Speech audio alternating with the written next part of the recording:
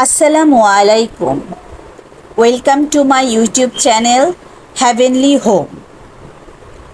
সংসারকে শান্তিময় ও বরকতময় করতে একজন স্ত্রীর ভূমিকা অপরিসীম। ইসলামের দৃষ্টিতে একজন ভালো স্ত্রী হতে হলে কিছু গুণ থাকা অত্যাবশ্যক। সেই গুণগুলো নিয়ে আজ আলোচনা করা যায়। প্রথম যে গুণটি থাকতে হবে সেটা হচ্ছে নামাজি ও পরেজগার হওয়া। আল্লাহ ভীরু নারী সংসারে বরকত আনে। এই গুণটা একজন ভালো স্ত্রীর থাকতে হবে। দ্বিতীয়ত, স্বামীর প্রতি শ্রদ্ধা ও অনুগত্য। স্ত্রী যেন স্বামীকে পরিবারের প্রধান হিসেবে শ্রদ্ধা করে এবং হালাল বিষয়ে তার কথা মেনে চলে।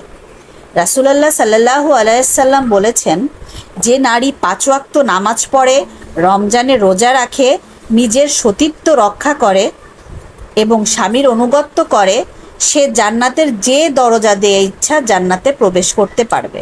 সুবহানাল্লাহ। 3 নম্বর হচ্ছে ভালো আচরণ ও মিষ্টি ভাষা। স্ত্রীর কথা যেন কোমল, শান্ত ও সান্ত্বনামূলক হয়।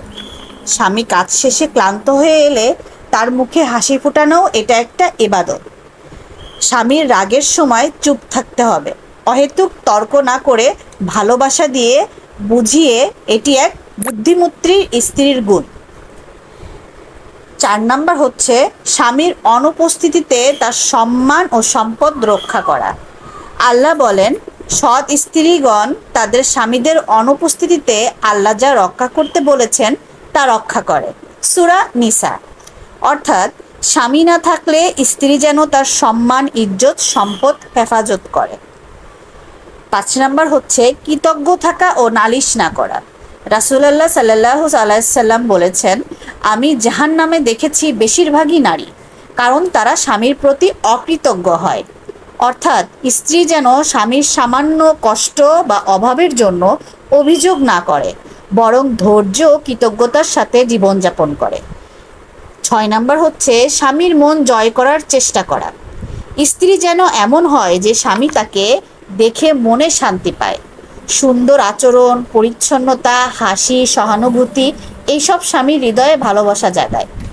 শেষ কথা হলো, ভালো স্ত্রী সেই যার দিকে স্বামী তাকালে শান্তি পায়, কথা বললে প্রেরণা পায়, আর অনুপস্থিতিতে থাকলে তার বিশ্বাস অটুট থাকে।